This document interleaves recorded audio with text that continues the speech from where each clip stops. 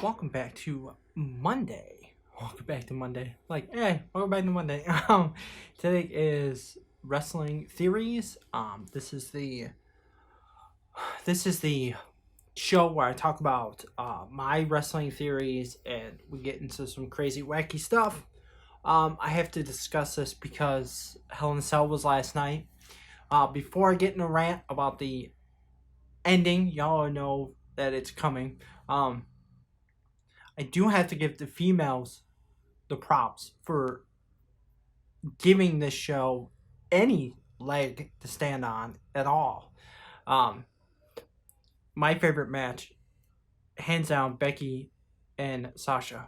They took each other to the limit. They did what a Hell in a Cell match it's intended to be, intended to do. There wasn't any spots off the cell itself, but it did the job. It did better. The fantastic female superstars, female wrestlers. I'm telling all four ladies are fantastic. I even liked the Bailey Charlotte match was much better than the ending. Much better than most of the matches on the card. Better than the six-man tag team. I'm gonna give it to them.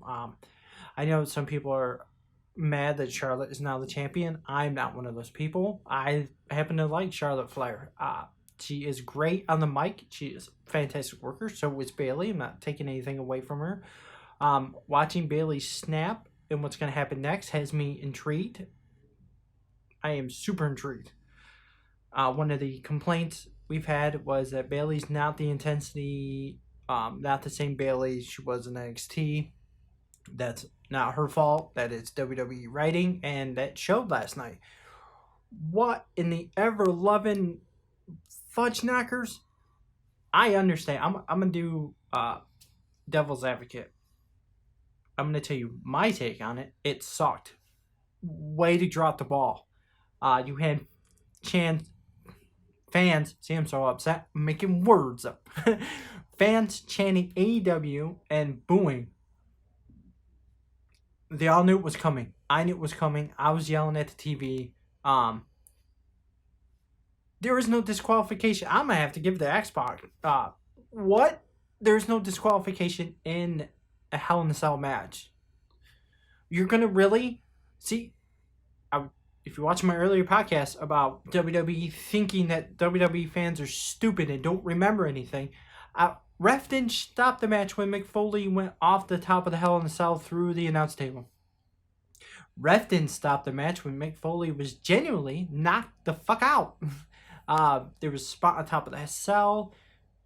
They didn't plan for the chair to be there. When Undertaker had put him through the cell, the chair had bounced up and hit him in the face. Hit him in the face so hard his tooth was in his nose. He was out cold.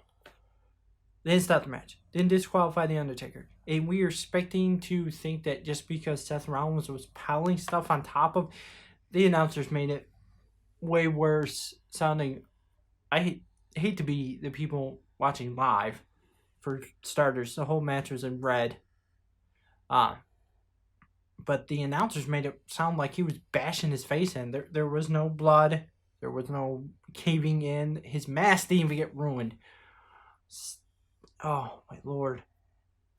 And then you can hear the referee telling Seth that that's not in him. Come on, man.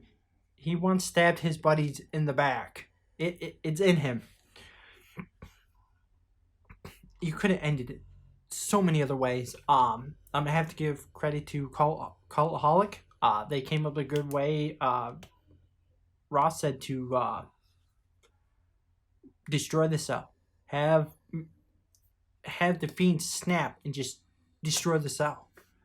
That would have been much better. Had the Fiend snap and just destroy the announce tables, the ring, for there to be nothing there. Then there is no match. There's no cell. There's no match. I know that's a little tricky, trying to make everything fall without falling on the crowd.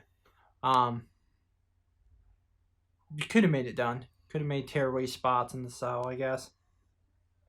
or just have him beat him so bad that he wasn't even interested in the championship, and he just took Seth from the cell, like just laid him out cold, where he was like the ending where he was bleeding out the mouth and stuff. Had that happen, had the lights go out, and then have the Fiend just take him away. Like, he's not even interested in winning the stupid championship. He just wanted to hurt Seth. Or not have the championship on the line in the first place. Or not push Fiend Bray that fast. You could have had him run through all the people who have wronged him. That could have went on for a year. You could add a new person per pay-per-view for the Fiend just to demolish, just to destroy. Then had a good match. People were pissed. But to play devil's advocate, you're given so much. They wanted to hit on a hot topic to sell a lot of merch, and the Fiend is really hot. What better way to make it even hotter? But you have painted yourself into a corner now. You have made going to a live event such as, pay-per-views harder for people to get out those buku bucks, man. That person sitting in the front row had to have spent easily $600 per ticket. And you're going to end it like that? You got to give a little more credit than that. And of course, I'm going to rant again on Wednesday when I talk to Chris about all this. But he's going to be pissed. This is stupid. You make me feel like I want to watch wrestling again, and then you take it away. You make me feel stupid for entrusting in what you're selling. I am so glad that NXT and AEW do 10 times better. We have got to fix this. And let's hope. And it's not even going to be the last crappy pay-per-view of this month. We have the stupid crown jewel on Halloween. Oh, God help us. I agree with Cultaholic about having 5, maybe 7 matches per non-big WWE. Per non-big 4. They said 5, but I only see 4. But yeah, that is my theory. They just wanted to cash in on the money grab that was the Fiend, and that's how they did it.